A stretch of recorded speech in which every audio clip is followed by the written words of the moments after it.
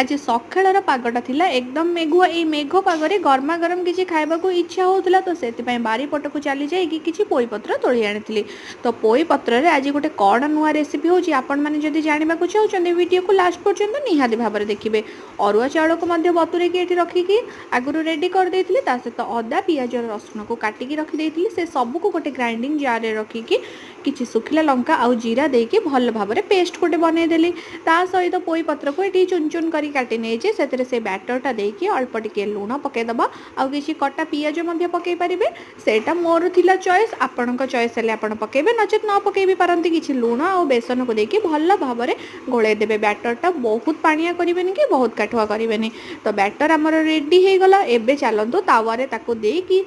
पूरा healthy way रे सेकी की बनेबा गोटे पिठाटे। तो ए पिठोटा एकदम हेल्दी आपण माने निहाती भाबरे याकू ट्राई करंतु बनेकी आ निहाती भाबरे एंजॉय करंतु।